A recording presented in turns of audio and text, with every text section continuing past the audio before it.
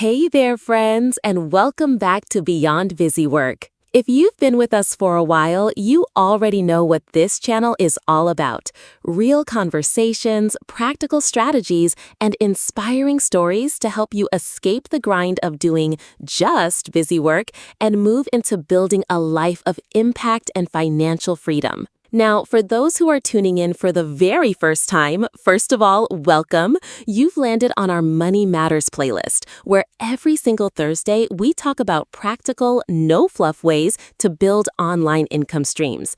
Think of it like sitting down with a cup of coffee and chatting with friends who actually get what you're trying to build. And today's episode, I'm excited about this one, is called Digital Product Gold Rush, Your Path to Passive Income. Why? Because Q4, the last quarter of the year, is the biggest season for online business. It's where consumer spending spikes, e-commerce numbers shoot through the roof, and digital products, yes, those PDFs, templates, ebooks, online courses, memberships, become gold mines. But here's the thing, it's not just about this quarter, it's about setting yourself up for 2026 and beyond. Digital products aren't just side hustles anymore, they're evolving into scalable, sustainable businesses, and that's what we're going to dive into. Have you ever sort of considered how this initial spark for a side hustle, how it could maybe ignite into a business, one that genuinely works for you, even when you're disengaged? Yeah, generating income around the clock. That's the dream, right? Exactly. Creating real freedom, letting you reclaim your time. Today, we're embarking on, an in-depth exploration of this rapidly evolving world of digital products. It's moving so fast. It really is. Our focus is how this landscape is dramatically shifting as we charge into Q4 of 2025 and beyond. We're going to try and uncover the future trends, the incredible passive income potential, and exactly how anyone, really, regardless of their current expertise, can maybe begin to carve out their own space. In this deep dive, it isn't just theory. It's built from a collection of powerful real-world insights, things like a channel overview from Beyond Busy Work, and also a comprehensive look at digital product future, passive income, and AI trends. Our mission today is basically to cut through all the noise, give you a shortcut to understanding what's truly important in this, booming space. Yeah, empower you with actionable knowledge. And that's precisely our purpose here. We're trying to extract those most important nuggets of knowledge, connect the dots between what might seem like separate trends. Right. And help you understand not just what's happening, but maybe more importantly, why it matters for your own knowledge or maybe potential projects. What's truly compelling, I think, is how AI, automation, and these shifts in consumer behavior are all converging right now. Converging, yeah. To create what, a lot of people are calling a golden opportunity. We're looking at a fundamental change in how products are created, how they're distributed, even how they offer value. So it makes it an incredibly exciting time to be involved or even just to watch. Definitely. Okay, so you've highlighted this convergence of forces. That naturally leads us to ask, what exactly makes Q4 2025 the turning point, beyond just the typical holiday sales bump we always see? Yeah, that's a crucial distinction to make because, sure, Q4 is historically the most profitable quarter for e-commerce, driven by holiday spending. Right. But this year, it feels like something far more significant than just seasonal sales. We're witnessing a dramatic, maybe even permanent shift. Okay. It's transforming digital products from those supplementary side hustles into potentially scalable, sustainable businesses. This isn't just an incremental change. It feels foundational. Foundational how? What's driving it? Well, it's fueled by, I'd say, three powerful forces working together, amplifying each other. First, the rapid and importantly accessible advancements in AI. It's fundamentally changing how easily and quickly we can create and distribute content. It's just different now. Accessible being the key word there. Absolutely. Second, automation is reaching these new levels of sophistication. It's making it possible to streamline entire business processes. So you can generate income without that daily hands-on involvement. You're decoupling your time from your earnings, essentially. Which is the core of passive income, really. Exactly. And third, there's this profound shift in consumer demand. People are actively moving away from traditional physical products. You see it everywhere. Yeah, towards digital-first solutions that explicitly save them time, reduce costs, provide instant access. There's this undeniable appetite for digital efficiency driving it all. An appetite for digital efficiency. I like that. And Q4 2025 feels like the moment these forces really fully crystallize. So it's less about the novelty maybe of digital products and more about how much people value speed, efficiency, instant gratification. Precisely. Okay, this sounds like you could really level the playing field. But does this mean it's easier or maybe harder for the average person to get started now with all these rapid changes happening? That's a good question. I think it undeniably lowers the barrier to entry in many respects. If you understand how to leverage these new tools and trends. Right, there's the catch. Yeah, the key is recognizing these aren't just minor market adjustments. They're foundational shifts. They allow individuals to compete, even thrive, in a way that just wasn't possible before. Imagine like a single creator achieving the market reach and operational efficiency that used to be reserved for big companies. Disrupting things. Totally disrupting traditional models. So the opportunity to build something substantial, even without deep technical skills or a huge upfront investment, it's more accessible. More accessible than ever. Yeah, it's about smart application, not just brute force effort anymore. That's a really powerful thought, democratizing creation and distribution like that. So, okay, if we're moving towards this digital first approach, where are these products actually being sold? Are we talking obscure corners of the internet or? No, definitely not obscure. We're seeing familiar platforms continue to dominate, which is good news in a way. Well, marketplaces like Etsy, Shopify, Amazon KDP, that's Kindle Direct Publishing for books, journals, that kind of thing, and Gumroad, they're still powerhouse platforms. Okay, the established players. Right. And beyond those, you definitely have various niche platforms popping up, catering to specific communities, designers, educators, gamers. So you can find your specific audience. Exactly. But what's truly fascinating here, and maybe the real game changer, is the rise of this AI-powered multi-platform publishing idea. Okay, tell me more about that. It allows creators to essentially upload once and sell everywhere with minimal effort. Minimal effort sounds good. Right. Imagine developing a digital asset, and then AI tools help you optimize the listing, price it dynamically based on demand, and distribute it across all these different marketplaces simultaneously. Wow. It's a massive leap forward for maximizing reach and minimizing that manual, time-consuming work of managing like 5 different online shops. Yeah, that promise of upload once, sell everywhere is incredibly appealing. Okay, so diving deeper into AI's role here, it's clearly moved beyond just, chatbots or algorithms. Oh, way beyond. It's actively creating entire products now. What kinds of assets are we actually talking about? It still feels a bit futuristic, even though you're saying it's happening right now. It absolutely is happening. And yeah, it's no longer science fiction. We're talking about a broad and expanding spectrum of AI-generated assets. So on the visual front, there's a huge surge in AI art and graphics. Right, I've seen some of that. Platforms now let pretty much anyone generate original illustrations, high-quality stock photos, entire design packs without needing advanced art skills or years of training. But the real insight here isn't just that AI can make art. It's that the value shifts from the manual act of creation to the curation, the conceptualization, the strategic application of these AI assets. So knowing what to ask for, basically. Exactly. It means a creative director without drawing skills can now lead a whole visual project. Or a marketer can prototype dozens of ad campaigns in hours just by knowing how to prompt the AI effectively.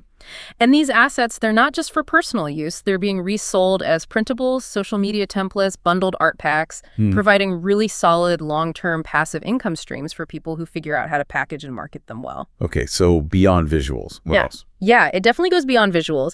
AI tools are also powering the creation of unique music tracks for content creators. Royalty-free stuff. Often, yeah. Useful code snippets for developers, engaging blog posts for niche websites, even entire microproducts like short guides or checklists. It significantly reduces that barrier to entry for beginners. It empowers so many more creators to join the digital economy. So you don't need to be a coding wizard or a master artist anymore. Not necessarily. You need a keen eye for what's needed in the market and how AI can help deliver it. Okay. With so many new ways to create, I think the burning question for a lot of listeners will be, what kinds of digital products are actually seeing massive demand right now? Let's get specific. Where should people maybe channel their creativity? Excellent question. Yeah, let's break down the categories, seeing immense profitability. Understanding these can really guide your efforts. First up, let's talk advanced printables and design templates. And this isn't just like basic calendars anymore. It's way more sophisticated. We're seeing huge demand for highly niche printables. Think specialized planners for specific hobbies, like knitting project planners or something, fitness trackers tailored to unique goals, budgeting sheets for complex financial situations, even classroom resources for teachers. Things that solve a very specific problem. Exactly. And sellers are leveraging automation tools to bulk upload and manage these listings across platforms. So the income flows without daily active work once they're set up. And then there are templates for other creators. Canva templates, Photoshop, video templates, huge market. Because everyone needs content. Everyone needs content and they're short on time. Entrepreneurs, social media managers, influencers, they constantly need ready-to-use templates for branding, ads, content, selling bundles like social media kits, pitch decks, video overlays. That's actually one of the fastest growing digital product categories right now. It directly solves that time crunch problem. Makes sense. Okay, what's next? Second category, ebooks, guides, and low-content publishing. Still incredibly popular, still very accessible. Creators are packaging their expertise into niche knowledge products. In-depth ebooks, comprehensive guides on specific skills, toolkits for solving particular problems. Right. The big development here is how AI writing assistants are speeding up the creation. What used to take months can now potentially take days. Wow, that's a dramatic difference. It is. It means getting your knowledge to market much, much faster. Yeah. And then a really accessible entry point is that low-content publishing side. Journals, planners, coloring books, using platforms like Amazon KDP and other print-on-demand services. Low investment to get started there. Very low upfront investment.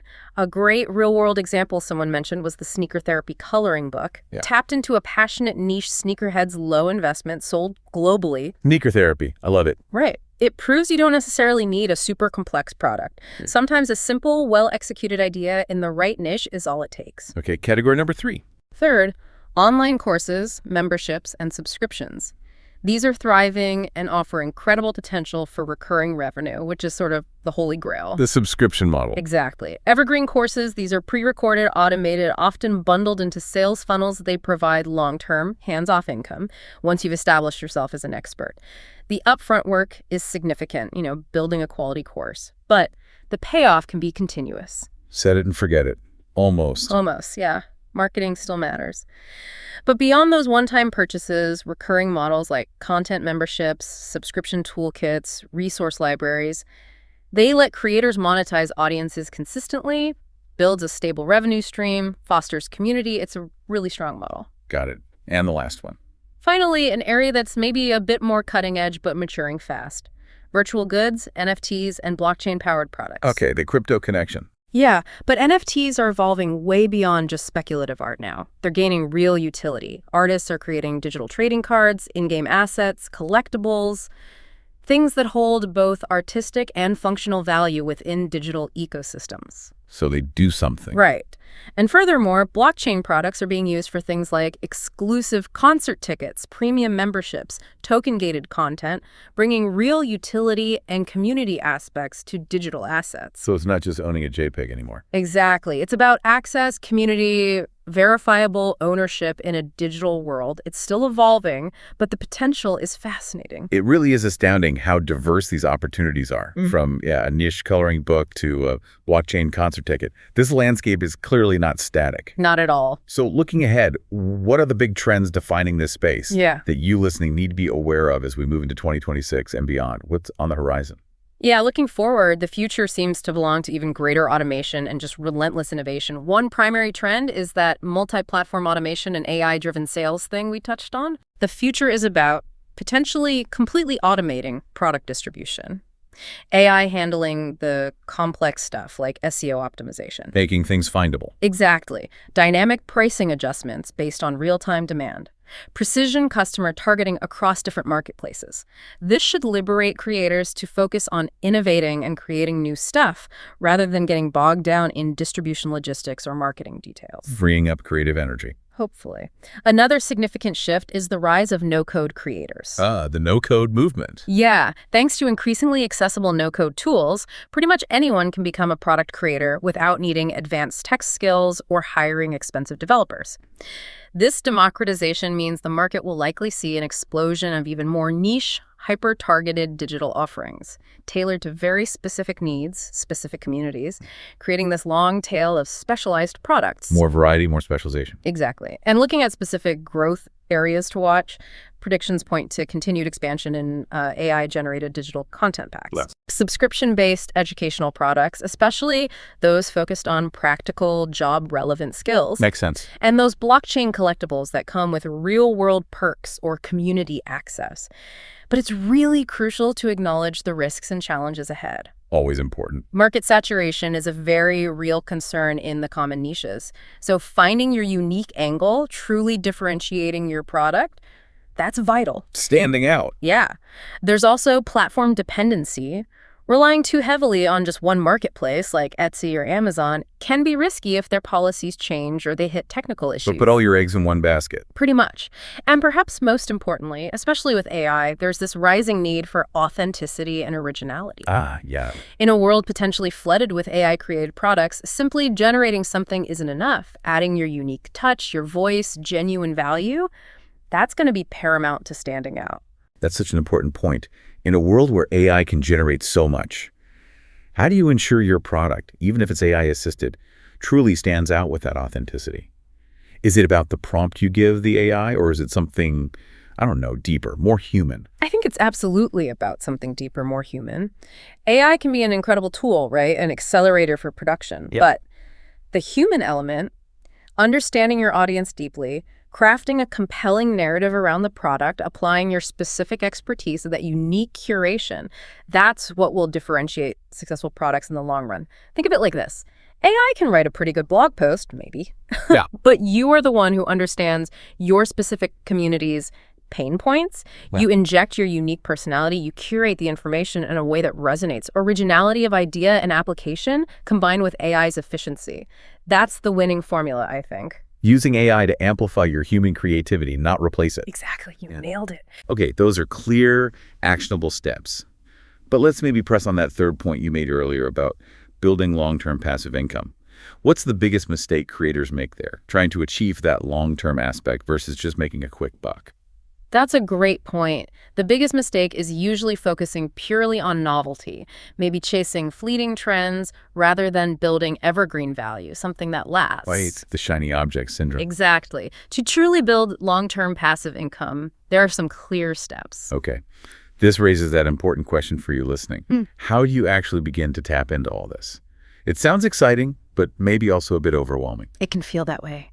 But step one, choose the right product type for your skills and passion. Don't try to be everything. If you're a natural designer, focus on templates, printables, love writing, sharing knowledge, ebooks, guides. Are you an educator? Courses, memberships? Start with what matches your innate strengths and interests, because that passion fuels the authenticity we just talked about. Play to your strengths. Makes sense. Step two, leverage AI and automation for scaling, but smartly. Don't fight the tools. Embrace them. Use AI assistants to speed up creation.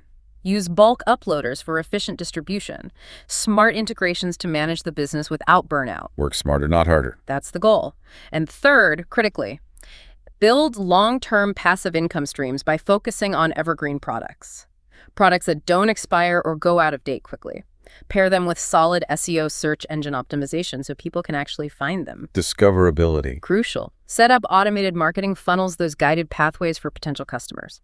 And seriously consider subscription-based add-ons for true stability and consistent income over time. Build an asset, not just sell an item. You got it. That's the mindset shift. That's fantastic advice, distilling it down to choose your strength, use the tools smartly, and think long-term with evergreen value. This really isn't just a fleeting trend, is it? It feels like a fundamental shift in how people consume information and, maybe more importantly, how creators can build real lasting businesses, not just fleeting projects. Absolutely. It's a structural change. So just to quickly recap for everyone listening, Q4 2025 really does represent a kind of a golden opportunity for digital creators. It seems that way. This powerful combination of accessible AI, unprecedented automation, and these global marketplaces. It makes it easier than ever, maybe, to build products that can generate passive income for years. It's about strategic action in a market that's evolving super fast. And we truly encourage you listening to consider this. How could your unique skills, your knowledge, maybe something you even take for granted, how could that be transformed into a valuable digital product, something that serves a specific audience? The tools are there, the demand is clearly growing, and the pathway to leveraging them has never been clearer than it is right now. Exactly. Final thought then. If AI can create art, music, entire books in potentially a matter of hours, what's truly stopping you from becoming a publisher in this new digital frontier? It's maybe about building not just a product, but an entirely new future for yourself, redefining what it means to work and earn in this new landscape. Definitely something to mull over. Food for thought. And perhaps even something to act on. That's the blueprint, folks. And if you take one thing away from this episode, let it be this. The best time to start was yesterday. The next best time is today. So with that, thank you so much for spending your Thursday with us here on the Money Matters playlist of Beyond Busy Work. Make sure to subscribe so you don't miss next week's episode, where we'll be featuring some of your digital product stories. If you enjoyed today's conversation, share this podcast with a friend who's been talking about starting something online. You might just give them the push they need. And don't forget to leave us a comment. That's how more people find this podcast, and it really helps us keep bringing you these conversations every week. And remember, you're building more than income. You're building freedom. Talk soon, and bye for now.